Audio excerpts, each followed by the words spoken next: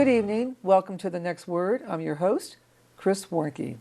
Tonight we're going to have a really interesting conversation with Miss Briana Kinsey, who is the current Miss District of Columbia from 2017 to June of 2018. In 1921, Miss District of Columbia actually was the first Miss America to be crowned, and she was crowned as the most beautiful bathing suit girl. Things have changed, and tonight we're going to find out why. Briana, things have changed, right? Yes, they have. Wow, since 1921. So much history. It is, it is. It started in Atlantic City, and then it moved to several places in between that time. I know it went to Vegas for a while, but since 2013, Miss America has been back in Atlantic City, so back to where it originally started. And I know for me it was a great experience in Atlantic City, not too far from the District of Columbia. So I had a lot of people that were able to come and support, but also the history behind Miss America and what has become today. Now, it used to be the bathing suit competition, as you said, to bring tourists to Atlantic City, but now it's the largest scholarship giver to women in the world. That's right. It is, isn't it? So, That's yeah, so I'm honored to be a part of the organization. I was honored to be a contestant in the pageant, and thankfully I was able to walk away with $30,000 in scholarship from the Miss America pageant to further my education. Oh, you were. It's fascinating. That's great. Yes, times have changed. Yes. But now it's beauty, brains, talent. Everything's included. Everything's included. But the stigma around it hasn't changed as much as I would like it to. Yes, no, it hasn't. Right. There's still situations where I'm having to explain it's more than just about looks and about what people perceive pageant women to be. A lot of us are so committed to our platforms and what we care about and what we do in the community. And we put more service hours into our academics than people would assume. So I would hope throughout my year I'm able to change the stigma surrounding Miss District of Columbia and surrounding pageant women in general, as someone who's just a face to someone who is able to, yes, I'm a face of an organization, but I represent so much more than that. And how did you look, it's not easy. No. And it's not easy competing, and it's a process. Yes. It's a tremendously tedious process. It is. I competed for 6 years before I won. I am originally from Birmingham, Alabama, and I went to the University of Alabama. And while I was in college, I did compete in the state of Alabama for 5 years. So every year I did get some scholarship money. So it was a great experience. And then when I moved to D.C. for grad school, I was considering whether I wanted to compete just because it was a new environment. I didn't have the type of connections with my platform that I had when I was back in my hometown. And it was just, I wanted to embrace this new city without having to feel like I have to do a pageant associated with it. But after a while, I was like, this is a network of women that are going to help me further myself. I have a lot of people that I'm friends with through pageants that are now doctors and lawyers and doing wonderful things, and I never would have met them if it wasn't for competing. Absolutely. It's a real special club. Exactly. So I decided to compete in D.C. because what better way to make connections in a new city than to compete in a pageant? And when I won, I was so extremely honored. That's great. Finally had the opportunity to go to Miss America, but I also had the opportunity to represent my new home. So it was a very humbling experience, but it was also an amazing experience. So Miss District of Columbia, of course, she won in 1921. Yes. So the first African-American woman to win the crown of Miss America was Vanessa Williams. She was. But then there were others, of course, that came after her, but that wasn't until 1983. Correct.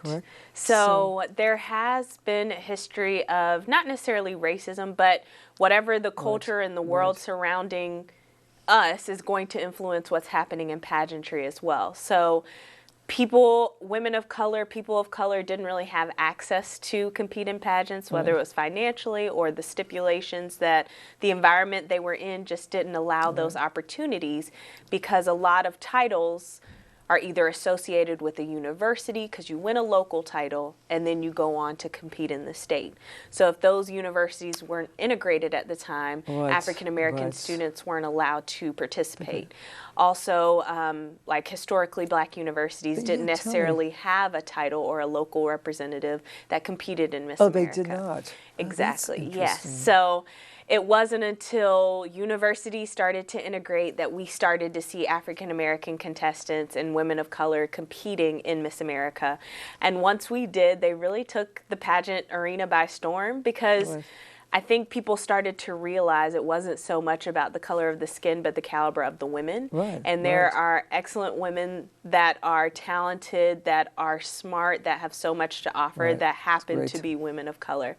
So I don't look at it so much as this is the first African American to do something, as much as there are many capable African Americans. She just was the first to be recognized for winning the crown. But before that, wasn't there an African-American woman who actually participated? Yes, she was a contestant. She was a contestant. I don't think she actually made it to Miss America. Oh, okay. She didn't make it to Miss America. But she competed on the local level. Okay, in the local. So take me through that process.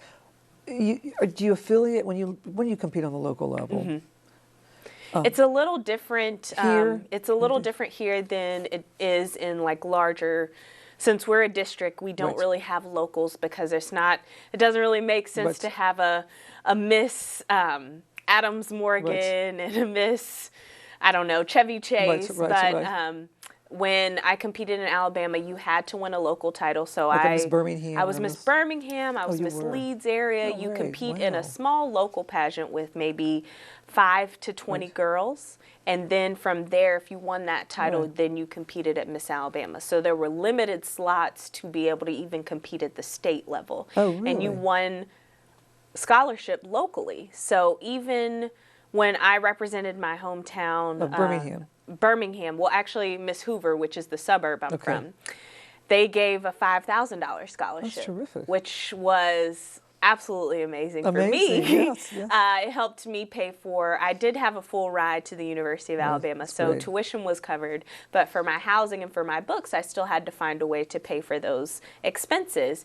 So having that scholarship, I was able to study abroad that year. I got to go to Nicaragua, and really it was a great experience for me, because I really got to see if medicine was the right path for me, and it was, because it was a medical mission trip. So without that scholarship money, I wouldn't have had that opportunity otherwise. So in DC, we have a preliminary session or experience. So we go in front of a panel of judges and we show them our talent, and we have a brief interview with them, and then they're able to give us feedback to help us to better ourselves for the state competition or Miss District of Columbia.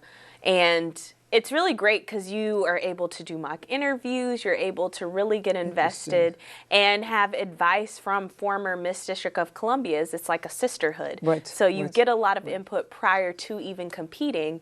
And so everyone is on a level playing field. You get the best opportunity that you can. Whatever you commit to, that's what you're going to be able to show those judges and give them as kind of background on why you would be a great Miss District of Columbia.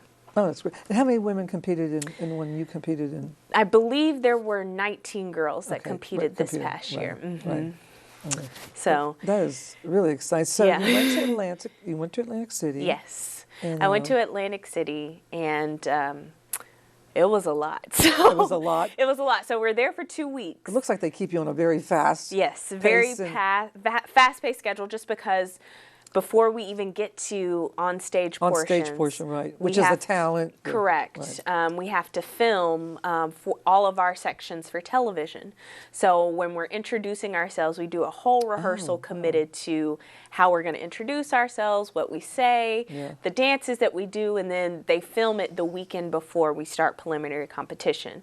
And then that following and all during this time, we're doing outings, we're going to local restaurants and vendors, and really getting to experience Atlantic City.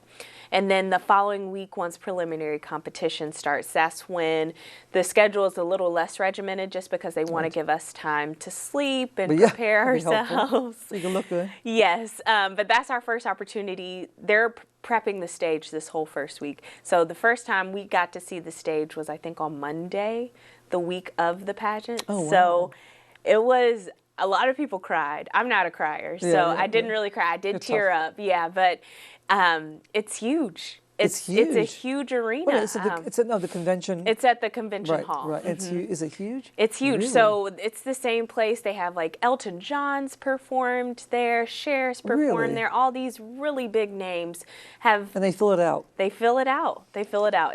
And that final night is the first night you see it full, because during preliminaries it's just people's family and friends, but that final night, that's when locals from Atlantic City come out, and just people who love the pageant itself, just supporters of Miss America. Great branding. Exactly. So they're able to come, and that's when you really hear everybody and get to see the arena completely full. So it's something I'm never going to forget. I never thought I was going to have the opportunity to actually perform that final night. So to be named third runner-up was still... third runner-up? Yes. Oh, well, that's a big deal. Yeah, I'm still on cloud 9 about it. Well, that's huge. That's tremendous. Thank you. Oh, my God. So you performed... Where did you perform? I sang Born for This from the B.B. Winan story. Oh, wow. And... Terrific. I loved the song, but unfortunately, the night I performed my talent, which was the night before, 2 nights before finals, I lost my voice. We had gone to an amusement park. And you screamed? Yes, I screamed on a roller coaster. Of course. And of course, everything backstage is freezing. So I really didn't prepare for the elements. And I lost my voice. But thankfully, there were other opportunities for me to really shine throughout the week. So it didn't hinder me too much. And you just get to a mode where I feel like adrenaline helps you push through the performance. Right. So even though I felt like, oh my gosh, I lost my voice to the audience, nobody would have known anything. So. Oh my God, what a story! I know. So you became third runner-up, which was it's Miss America, of course, second runner-up and third runner-up. Right? First runner-up, second runner-up, third runner-up. Right, right.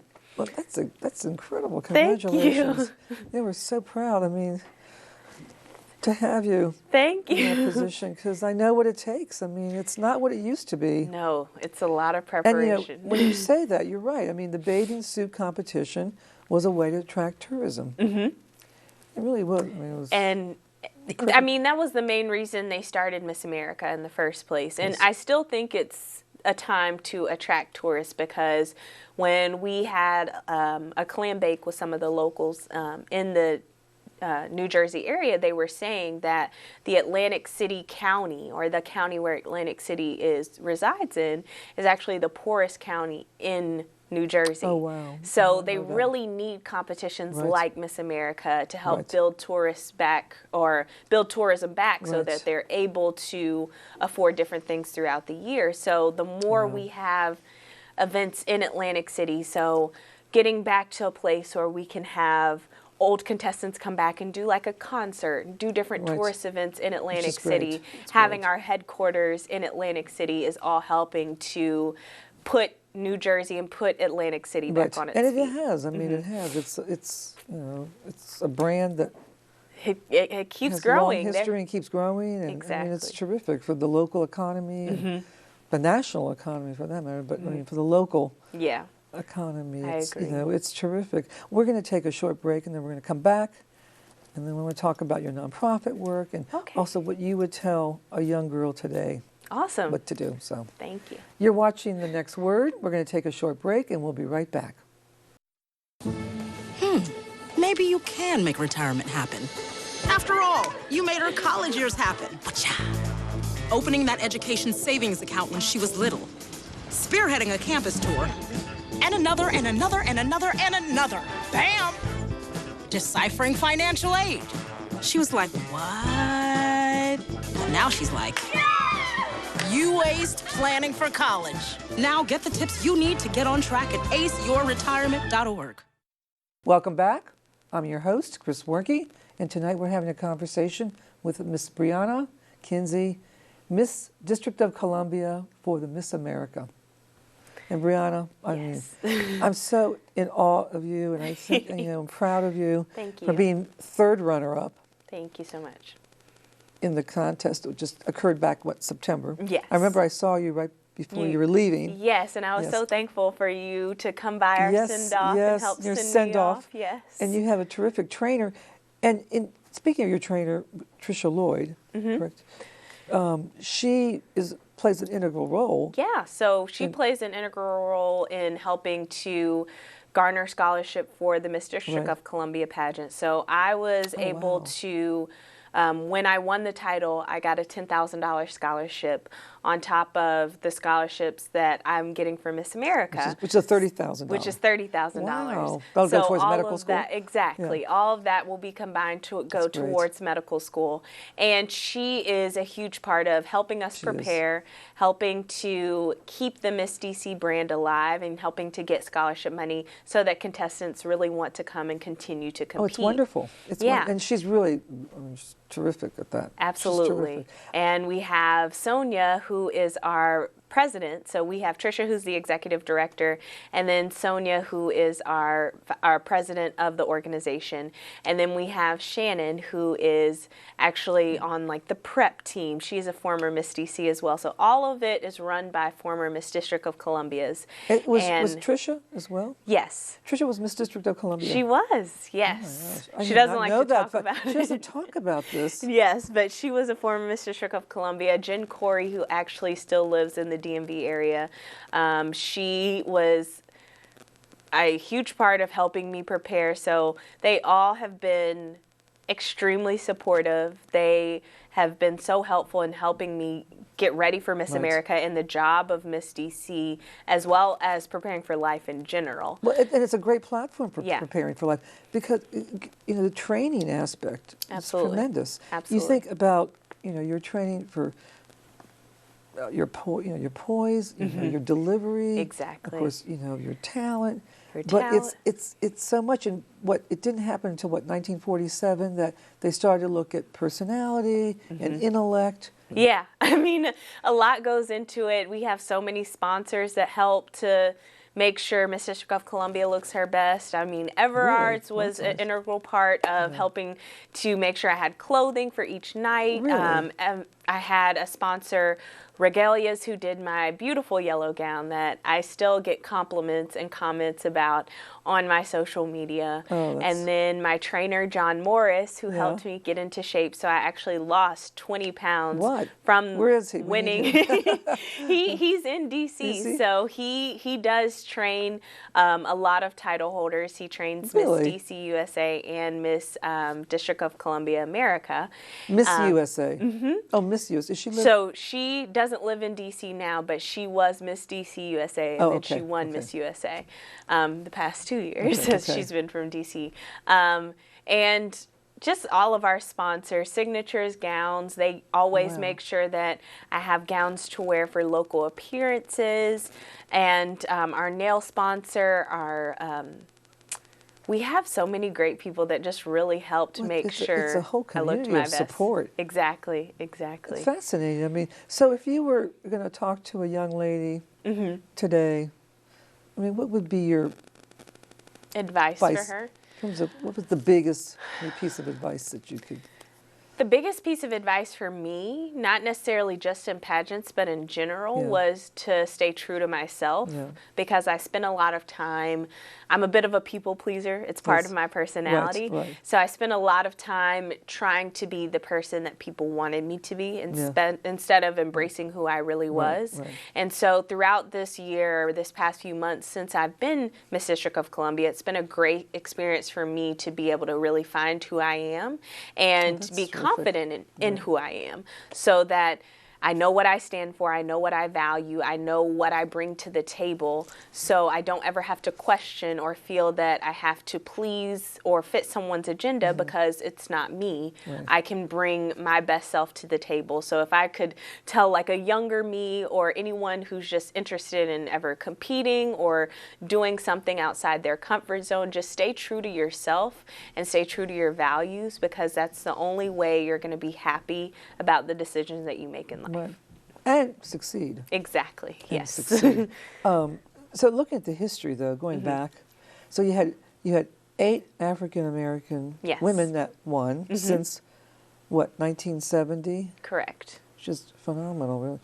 I mean, the fact that it's so late in Yeah. the history, but 1970. You had Miss Puerto Rico that won.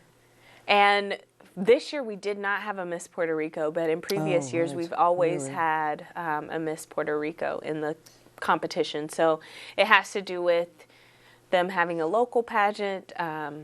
So unfortunately she wasn't there this Unfortunately, year, yeah, but of course. in previous years she has been in the competition. Yeah. So, speaking of succeeding, and you put a lot of time and effort and passion into your nonprofit, Yes. which also Yes. It's has allowed you, in a way, your role has allowed you now to use that platform Exactly, to grow my nonprofit. So initially when I started competing, I didn't really have a why. I just wanted to compete because I thought it would be fun to be on stage. But the great thing about the Miss America organization is every girl has to have a personal platform on the local level, on the state level, and on the national level. So we have our national platform. So I'm an ambassador for Children's Miracle Network, and that's always going to be something that I care about. But thankfully it bleeds into what I already loved, which was diabetes awareness and promoting type 1 and type 2 diabetes. So the main thing about Daring to Defeat Diabetes that I do as a title holder